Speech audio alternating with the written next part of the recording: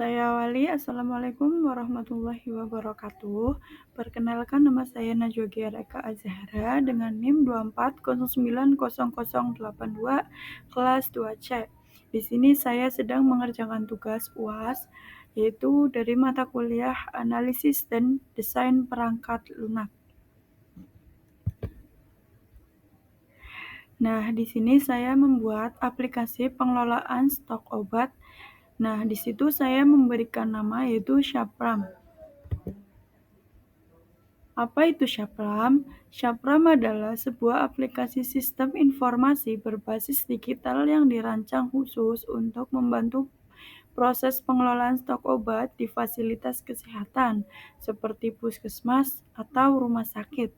Aplikasi ini memungkinkan petugas seperti admin, staf, dan apoteker untuk mencatat data obat masuk dan keluar, memantau ketersediaan obat secara real-time, serta menerima notifikasi otomatis saat stok obat menipis atau mendekati masa kadaluarsa. Selanjutnya, identifikasi aktor. Nah, di sini saya melibatkan 3 aktor, yaitu admin, staf, dan apoteker. Yang pertama ada admin, bertugas mengelola data pengguna, data obat, serta memantau seluruh aktivitas dalam sistem. Yang kedua ada staf, bertugas mencatat transaksi stok masuk dan keluar, serta memperbarui jumlah stok obat secara langsung. Yang ketiga ada apoteker, itu bertugas memantau ketersediaan dan kadaluarsa obat, menanggapi notifikasi, serta melakukan pencarian atau pengecekan stok. Nah, di sini juga ada identifikasi use case-nya. Yang pertama ada login, aktornya itu admin dan staff karena digunakan untuk masuk ke sistem menggunakan username dan password. Yang kedua ada kelola data obat, aktornya yaitu admin karena bisa menambahkan, mengedit, atau menghapus informasi obat yang tersedia di sistem. Yang ketiga ada mencatat keluar masuk stok. Aktornya yaitu staf karena bisa mencatat transaksi keluar atau masuknya obat ke dalam sistem stok. Yang keempat ada melihat detail atau status obat. Aktornya yaitu staf karena bisa menampilkan informasi detail obat, jumlah stok, dan status ketersediaannya. Yang kelima ada menambah obat baru.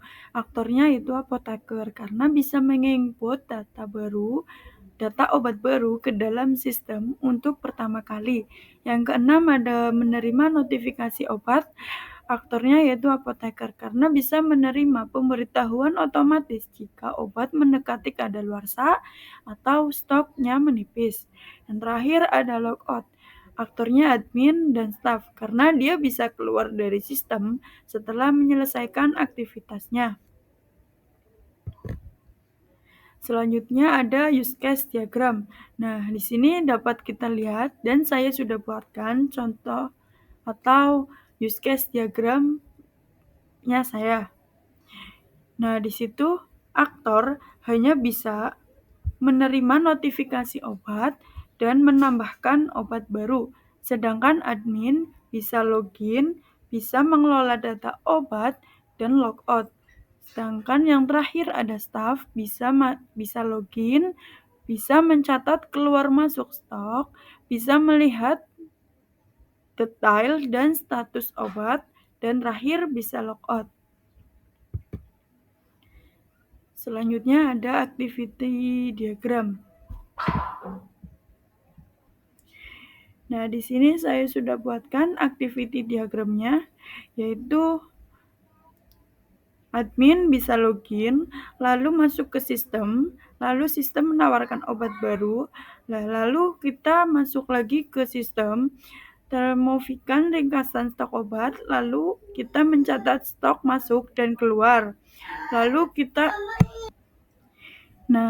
Kemudian kita ke user, dapat kelola data atau stok, kemudian kita bisa mengedit data obat.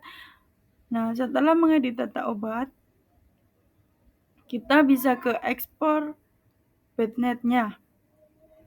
Nah, setelah itu kita bisa kembali lagi ke mengedit data obat, lalu kita bisa menghapus data obat dan mencatat stok masuk dan keluar obat.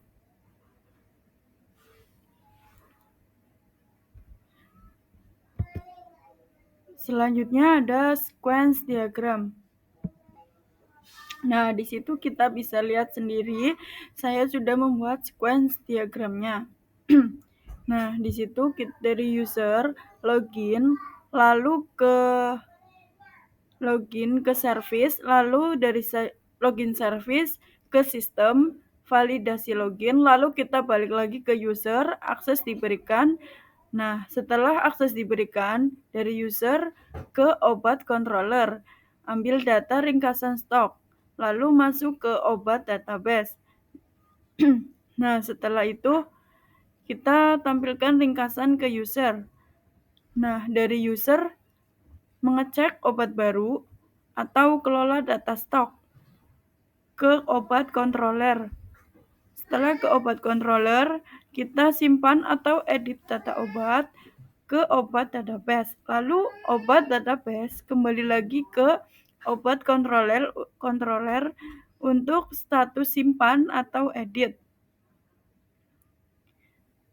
Nah, kita ke user lagi, user mencatat stok masuk atau keluar. Langsung ke obat controller, dari obat controller ke lalu dari situ kita memasukkan proses catatan stok dari obat database ke stok service.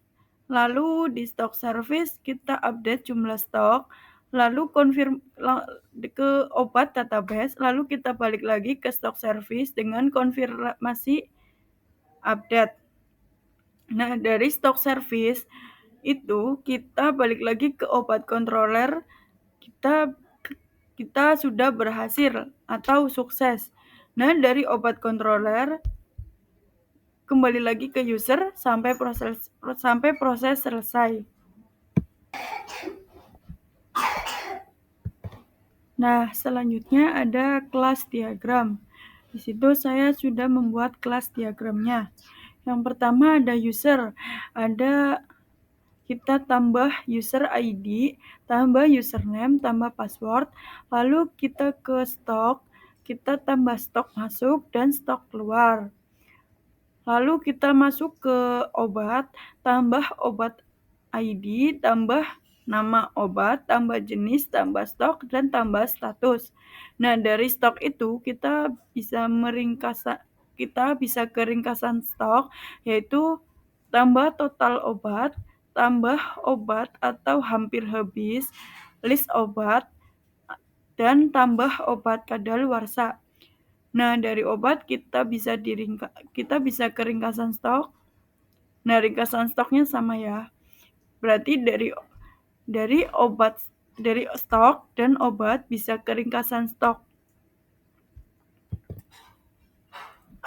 Selanjutnya yaitu interface atau tampilannya. Nah, di sini saya sudah membuatkannya. Nah, di situ di halaman login kita bisa menambahkan username dan password. Lalu kita masuk ke halaman selanjutnya, itu halaman dashboard. Nah, di halaman dashboard kita bisa melihat stok obat, stok masuk, dan stok keluar obat, serta tanggal kadaluarsa obat. Di sini kita bisa lihat ya, di halaman dashboardnya.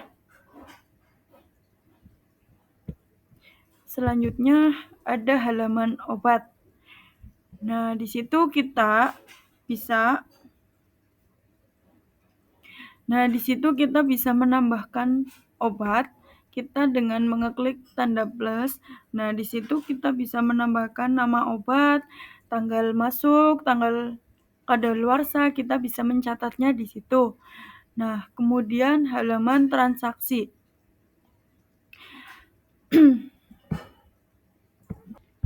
Nah, dalam halaman transaksi kita bisa melihat berapa stok obat berapa obat yang keluar dan berapa obat yang masuk.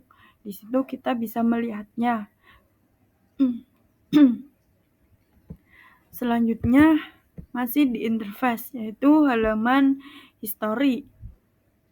Nah, di halaman history itu kita bisa melihat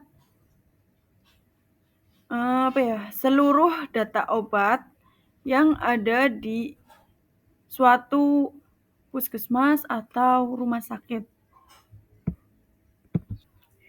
Nah, di halaman history ini kita bisa melihat stok obat apa saja yang keluar dan stok obat apa saja yang masuk, dan dari situ kita bisa melihat stok apa yang kita bisa menambahkan, stok apa yang masih kurang, stok apa yang hampir menipis, kita bisa lihat di situ.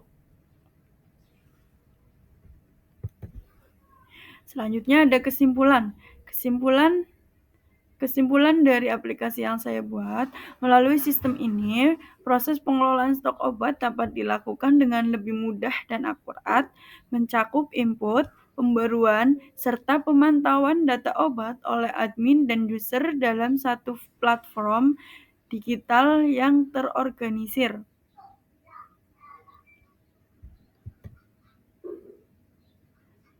Nah, sekian yang dapat saya sampaikan. Kurang lebihnya saya mohon maaf apabila ada kesalahan. Saya akhiri. Wassalamualaikum warahmatullahi wabarakatuh.